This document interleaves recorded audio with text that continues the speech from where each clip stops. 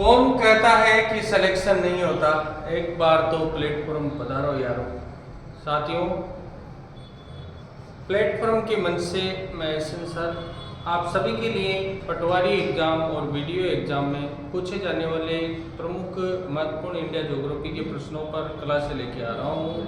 साथ ही मैं Indian history और इनसे संबंधित प्रश्न श्रृंखला भी चला रहा हूँ। तो जो भी साथी अभी आज का टॉपिक हमारा जो है वो है हमारे राष्ट्रीय प्रतीक से संबंधित। तो जो भी प्यारे साथी एग्जाम को दे रहे हैं और बेसिक से अपनी तैयारी जिन्होंने डीपली नहीं कर रखी है वो इसको देखें और समझने का प्रयास करें। तो साथियों, सबसे पहले हमारे सामने राष्ट्रीय प्रतीक है और राष्ट्रीय प्रतीक में हमारे सामने महात्मा गांधी के बारे में अपन कुछ बातें जान रहे हैं। सभी प्यारे साथियों को पता है कि महात्मा गांधी का जन्म 2 अक्टूबर 1869 को पोरबंदर, गुजरात के पोरबंदर के काठियावाड़ नामक स्थान पर हुआ था। महात्मा गांधी का जन्म जो है गुजरात के पोरबंदर के काठियावाड़ नामक स्थान पर हुआ था। यहाँ पर काठियावाड़।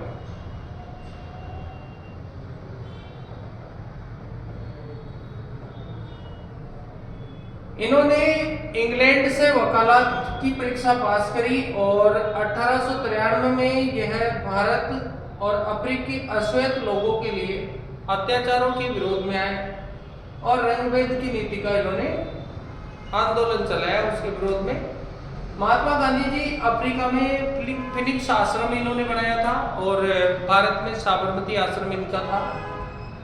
सत्य और अहिंसा की नीति को अपनाते हुए इन्होंने 1917 से लेकर 1947 तक हमारे जो राष्ट्रीय आंदोलन चला उसमें महत्वपूर्ण योगदान दिया। इस समय को हम गांधी युग के नाम से जानते हैं। हालांकि हम जब एनसीईआरटी की बुक देखते हैं तो यहाँ पर 1919 से प्रारंभ करते हैं गांधी युग को और 1948 तक गांधी युग माना जाता है।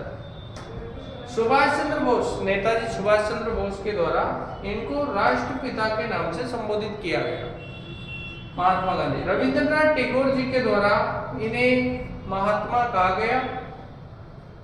जवाहरलाल नेहरू जी के द्वारा इन्हें बापू कहा गया और चर्चिल के द्वारा महात्मा गांधी जी को अर्धनग्न फकीर कहा गया। इस प्रकार से महात्मा गांधी जी को अनेक उपाधियां दी गई और महात्मा गांधी जी अपने कर्तव्य पथ पर बढ़ते गए।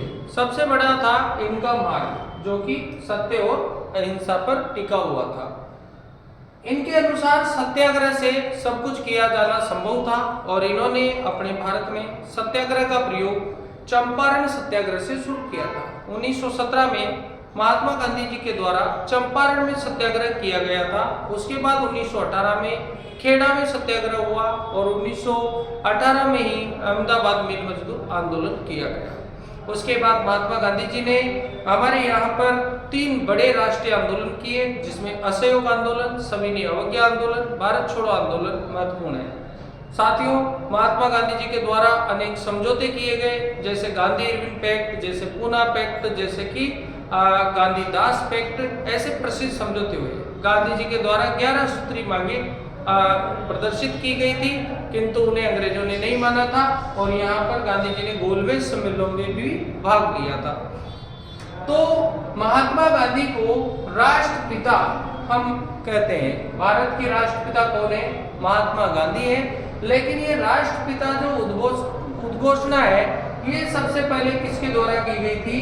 तो ये की गई थी हमारे सुभाष चंद्र जी बोस के द्वारा। तो ये हमारा पॉइंट क्लियर हुआ राष्ट्रपिता के बारे में। दूसरा हमारा यहाँ पर कुछ फैक्ट आ रहे हैं आपके सामने। जैसे हमारी राजभाषा हिंदी है, राष्ट्रीय लिपि हमारी जो है वो देवनागरी लिपि है। राष्ट्रीय पर्व हमारा 3 राष्ट्रीय पर्व है हमारे। एक हमारा गणतंत्र दिवस है, एक स्वतंत्रता दिवस है और एक जो है गांधी जयंती है। राष्ट्रीय दस्तावेज हमारा जो है व्हाइट पेपर है, श्वेत पत्र जिसे बोलते हैं। राष्ट्रीय योजना हमारी पंचवर्षीय योजना है जो कि रूस से ली थी हमने, पंचवर्षीय मॉडल। और राष्ट्रीय मंत्र ओम, राष्ट्रीयता हमारी भारतीय है और राष्ट्रीय वाक्य सत्यमेव जयते है जो कि मुंडकोपनिषद से लिया गया है। और सर्वोच्च राष्ट्रीय पुरस्कार भारत रत्न है, जो कि हमारे प्रथम राष्ट्रपति राजेंद्र प्रसाद जी के द्वारा 1954 में शुरू किया गया था। और पहला भारत रत्न पुरस्कार जो है डॉक्टर सर्वपल्ली राधाकृष्णन जी को दिया गया था। और राष्ट्रीय मिठाई हमारी जो है जलेबी है, और राष्ट्रीय विदेश नीति जो है हमारी गुटनिरपेक्षता है, आर्टिकल 51 संविधान का है, उसमें हमारी विदेश नीति का उल्लेख है। और इसी के साथ ही राष्ट्रीय मुद्रा हमारी जो है वो है रुपया, और ये रुपये का नया चिन्ह हमारे सामने दिया गया है। अब आते हैं अपन राष्ट्रीय ध्वज के बारे में। साथियों, हमारा प्यारा ध्वज ऊपर केसरिया, बीच में श्वेत, नीचे हरे रंग को प्रदर्शित किया गया है। इसी बीच में हमारे ध्वज में एक चक्र है, जिसमें 24 तीलियों का एक नीले रंग का चक्र बनाया गया है। इस हिसाब से हमारे ध्वज में कुल 4 रंगों का यहाँ पर मिश्रण दिखाई देता है। देखिए साथियों, नाम हमारे ध्वज का तिरंगा है। संविधान सभा ने 22 जुलाई 1947 को इसे राष्ट्रीय ध्वज के रूप में स्वीकार किया था। 1947 को संविधान सभा ने अर्धरात्रि में इसे राष्ट्र को समर्पित किया। इसमें 3 आड़ी पट्टियां हैं और लंबाई चौड़ाई का अनुपात इस ध्वज का 3:2 है। परीक्षा की दृष्टिगत चौड़ाई और लंबाई लिख के पूछा जाए तो 4, जैसे अपने इसको चौड़ाई पहले लिखा, लंबाई बाद में लिखा, तो फिर हमें 2:3 उत्तर करना है। ऐसा 1-2 बार पेपरों में हुआ है। नीले रंग का 24 तीलियों वाला चक्र है, और यहाँ पर जो है चक्र हमें उन्नति की ओर प्रेरणा देता है। सारनाथ के अशोक स्तंभ से इसे लिया गया है, और गहरे केसरिया रंग जो है बलिदान और त्याग का प्रतीक है। सफेद रंग जो है सत्य और शांति का प्रतीक है, और सबसे नीचे हरा रंग जो है यहाँ पर हमारी उर्वरकता और हमारी जो है विश्वास और शौर्य का प्रतीक माना जाता है। यहाँ पर बात करते हैं हम इसके कुछ इतिहास की। तो सबसे पहले पारसी बागान का नाम आता है। पारसी बागान चौराहे पर हरा, पीला और लाल रंग का आड़ी पट्टियों वाला तिरंगा ध्वज राष्ट्र ध्वज के रूप में फहराया गया था 1906 में कोलकाता में।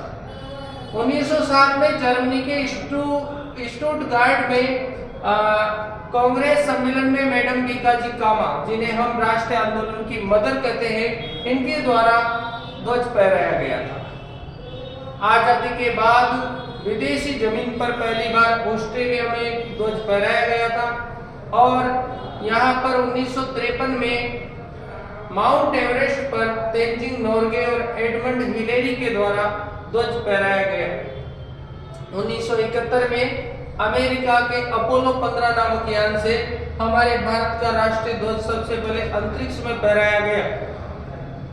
1987 में जेके बजाज ने दक्षिणी ध्रुव पर हमारा ध्वज फहराया।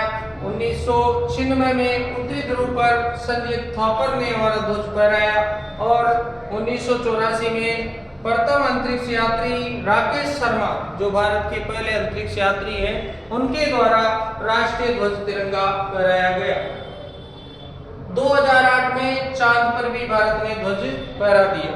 चंद्रयान फर्स्ट हमारा 2008 में गया था। भारत चांद पर ध्वज फहराने वाला चौथा बड़ा देश बना। इससे पूर्व अमेरिका, रूस और यूरोपीय एजेंसी है। यहाँ पर 2002 में ध्वज संहिता लागू की गई, और भारतीय ध्वज संहिता 2002 आजकल हम मानते हैं। आम नागरिक अपनी निजी संस्थाओं और ये ध्वजारोहण ध्वज फहरा सकता है। अगला हमारा प्रतीक राष्ट्रीय गान, नेशनल एंथम। साथियों, राष्ट्रीय गान हमारा जन शब्द से प्रारंभ होता है, और यहाँ पर इसके शब्दों को हम देखते चलते हैं तो लास्ट में हमारे सामने जय है शब्द आता है, यानी कि भारत के जन, गण और मन सबकी क्या हो, जय हो, ऐसा हमें राष्ट्रीय गान दिखाता है। राष्ट्रीय गान की रचना रविंद्रनाथ टैगोर ने बांग्ला भाषा में की थी।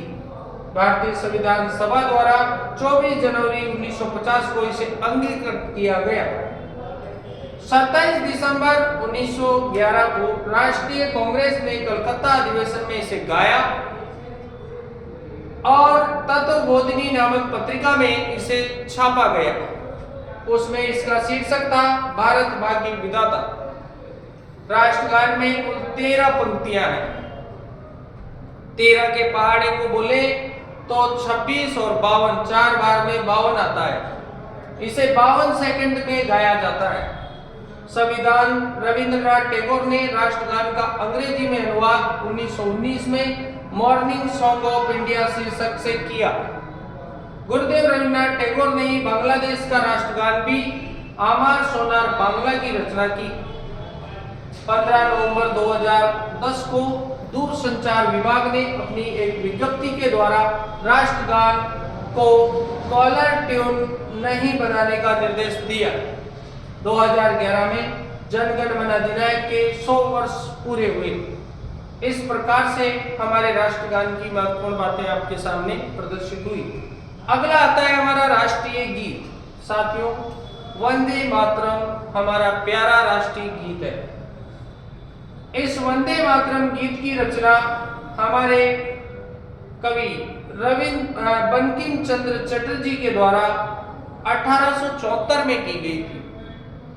वंदे मातरम गीत को संविधान सभा ने उसी दिन, जिस दिन राष्ट्रगान को लिया था, 24 जनवरी 1950 को अपनाया। यह भी बंगाली भाषा में था। बंकिम चंद्र चटर्जी ने गीत की रचना आनंद मठ उपन्यास में की 1882। वंदे मातरम की रचना संस्कृत भाषा में की गई है। वंदे मातरम भारत राष्ट्रीय गीत को 1896 में राष्ट्रीय कांग्रेस के कलकत्ता अधिवेशन में गाया गया। उसे भी कलकत्ता में गाया था पर 1911 में, इसे भी कलकत्ता में गाया पर 1896 में। राष्ट्रीय गीत को गाने में कुल 1 मिनट 5 सेकंड यानी कि 65 सेकंड का समय लगता है और इसकी धुन पन्नालाल घोष ने तैयार की। वंदे मातरम का अंग्रेजी में अनुवाद अरविंद घोष ने किया।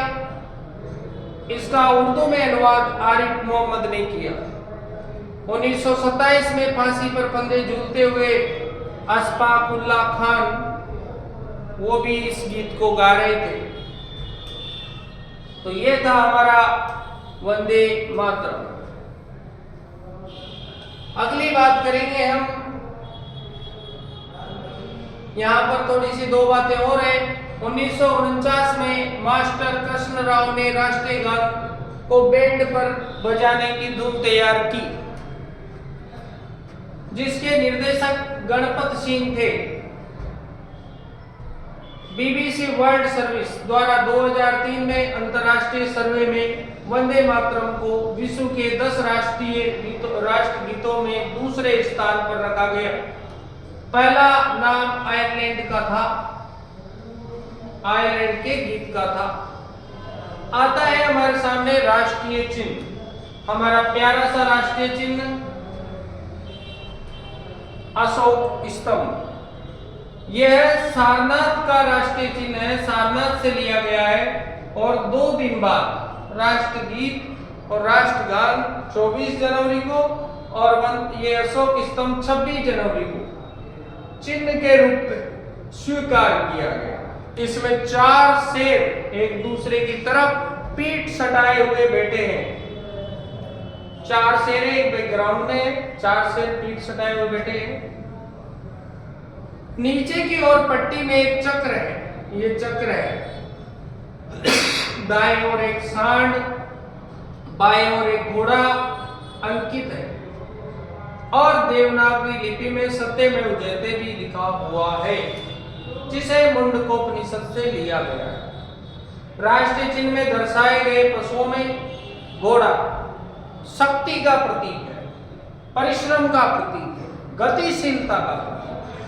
राष्ट्रीय चिन्ह में पशुओं में सिंह साहस का प्रतीक है, शौर्य का प्रतीक है, निर्भीकता का प्रतीक है। सांड कृषि प्रधान अर्थव्यवस्था का द्योतक है। ये आपको ध्यान रखना है। राष्ट्रीय पंचांग की बात करेंगे। राष्ट्रीय पंचांग यानी कि शक संवत पर आधारित है और ग्रेगोरियन कैलेंडर है। राष्ट्रीय पंचांग को 22 मार्च 1957 को अपनाया गया। पहला महीना चैत्र जो कि लगभग 22 मार्च और अंतिम महीना फाल्गुन है। राष्ट्रीय पंचांग में क्रमशः 12 माह होते हैं। शक संवत यहाँ पर आता है हमारा शक संवत 78 ईस्वी में शुरू हुआ था। इस संवत को कुषाण वंश के शासक कनिष्क ने प्रारंभ किया था। राष्ट्रीय पशु टाइगर, बाघ को पैंथेरा टाइगर्स लिनाइस कहते हैं। पीले रंग का धारीदार लोम चर्म वाला होता है।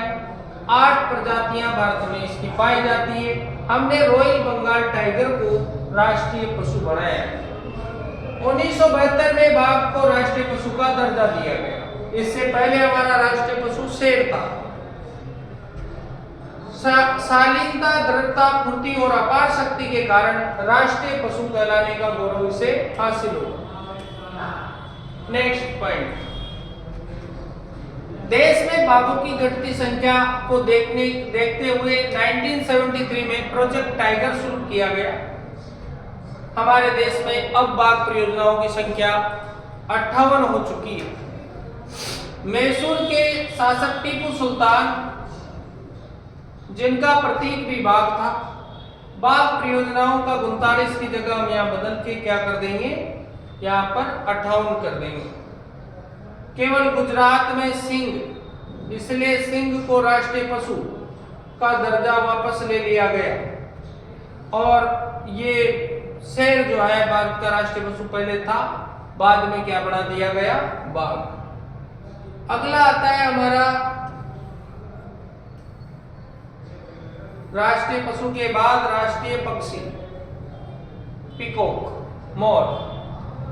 मयूर को राष्ट्रीय पक्षी 1963 में बनाया गया और इसे पावो क्रिस्टेड सस कहा जाता है।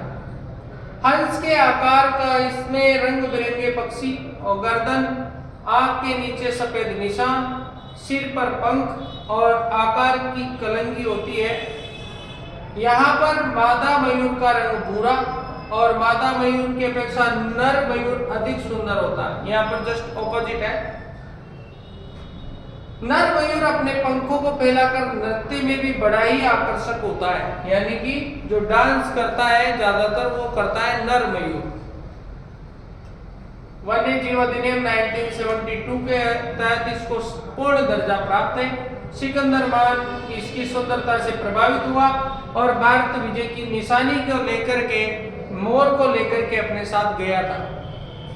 भारत के पूर्व म्यांमार भी मयूर को राष्ट्रीय पक्षी घोषित कर चुका है और 1963 में राष्ट्रीय पक्षी की मान्यता दी गई और इसे मारना कानूनन अपराध है। भारतीय पुराणों के अनुसार मोर सुब्रमण्य का वाहन है। हम देखते हैं कार्तिकेय का ही नाम है, कार्तिकेय का वाहन क्या है, मोर है। अगला आता है हमारे पास राष्ट्रीय पुष्प और बहुत ही ब्यूटीफुल हमारा कमल। राष्ट्रीय पुष्प कमल नेलम्बो न्यूसिफेरा है। इसका राष्ट्रीय कला और पुराणों में महत्वपूर्ण स्थान है। प्राचीन काल में भारतीय संस्कृति का मांगलिक प्रतीक रहा है। विष्णु पुराण और पद्म पुराण में भी इसका उल्लेख मिलता है। ब्रह्मा, सरस्वती, लक्ष्मी इसकी देवी है और उनकी कमल की स्थिति जो है कमल पर विराजमान है। तो ब्रह्मा जी हैं, सरस्वती है, लक्ष्मी है, ये देवी देवता किस पर विराजमान है, कमल पर विराजमान है। राष्ट्रीय वृक्ष की बात करते हैं तो राष्ट्रीय वृक्ष हमारा बरगद है, जिसको हम फाइकस बेंगालेंसिस कहते हैं और ये विशाल वृक्ष होता है। हिंदुओं में इसे पवित्र वृक्ष माना जाता है, पीपल और बरगद को। तो इसकी शाखाएं बहुत लंबी फैलती है। ये इस प्रकार से ये बरगद का वृक्ष है और जनवरी से मार्च के समय में बरगद में पुष्प आते हैं और जितनी गहरी जड़ें किसी वृक्ष की नहीं होती है, उससे भी ज्यादा गहरी जड़ें बरगद की होती है। अगले आते हैं अपन राष्ट्रीय फल। मैंगो आम। हमारा राष्ट्रीय फल आम है, जिसको मैग्नीफेरा इंडिका कहते हैं। भारत में आम पहाड़ी क्षेत्रों को छोड़कर सभी स्थानों पे मिलता है और आम की अनेक किस्में होती है। विटामिन ए, सी और डी आम में बहुत प्रचुर होते हैं। फलों का राजा है, वेदों में आम को विलासिता का प्रतीक माना है। आम पाकिस्तान और फिलीपींस का भी राष्ट्रीय फल है। 4000 वर्ष पूर्व भारत में सबसे पहले आम के पेड़ की बागवानियां शुरू हुई थी और कलमी आम मालगोवा है जो यहाँ पर भारत में सबसे पहले आम उत्पादन हुआ था। यहाँ पर अनेक प्रकार की किस्में पाई जाती है। राष्ट्रीय खेल, देश में खेल जो है हॉकी राष्ट्रीय खेल है और 11-11 खिलाड़ियों की टीमें होती है। गेंद 155 ग्राम का होता है। स्टिक छड़ी 91 सेंटीमीटर की होती है। हॉकी के जादूगर ध्यानचंद है और उनका जन्मदिन 29 अगस्त को खेल दिवस के रूप में मनाया जाता है।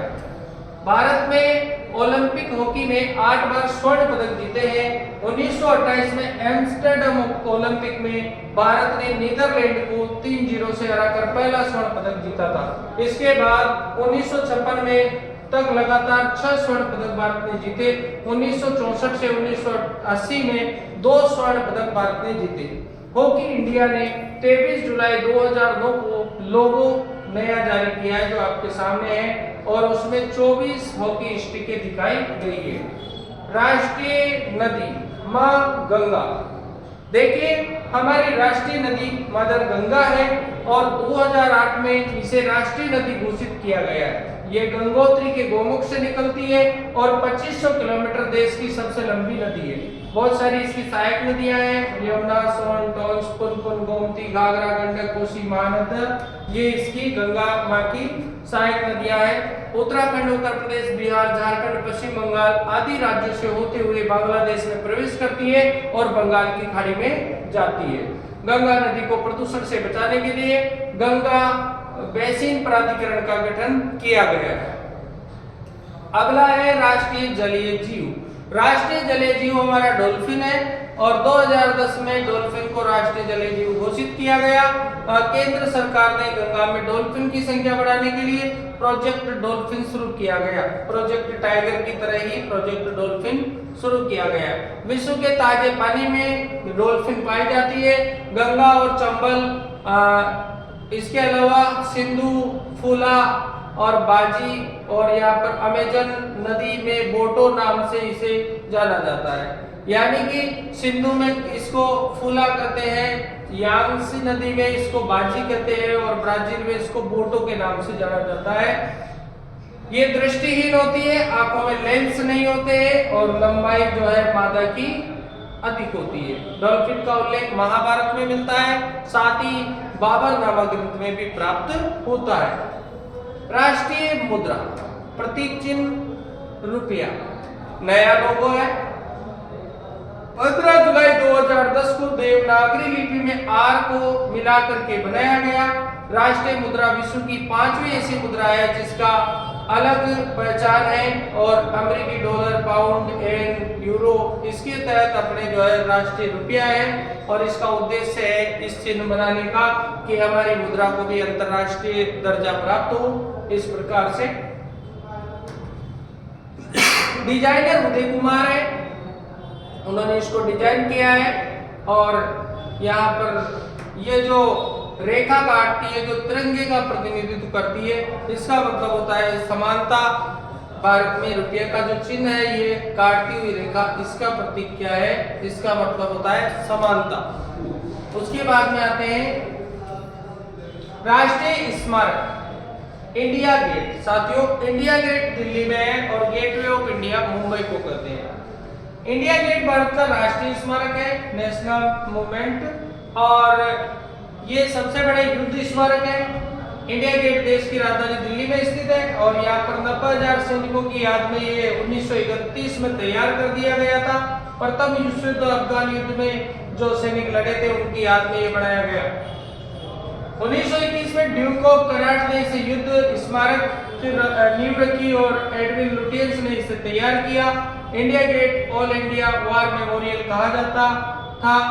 1972 में, इसमें 1971 में भारत पाक के सैनिक जो वीर गति को प्राप्त हुए हैं उनके लिए इसके पास ही अमर जवान ज्योति भी जोड़ दिया गया है, जो हमेशा प्रज्वलित रहती है। तो साथियों, ये था हमारा आज का जो है क्लास, और आप आगे भी हम बहुत सारे आपको चित्रों के माध्यम से ये आप चित्र देख लीजिए। महात्मा गांधी, छत्रपति महाराज शिवाजी, महावीर स्वामी, और यहाँ पर जो है महात्मा गौतम बुद्ध, ये भी हमारे देश के प्रतीक रहे हैं।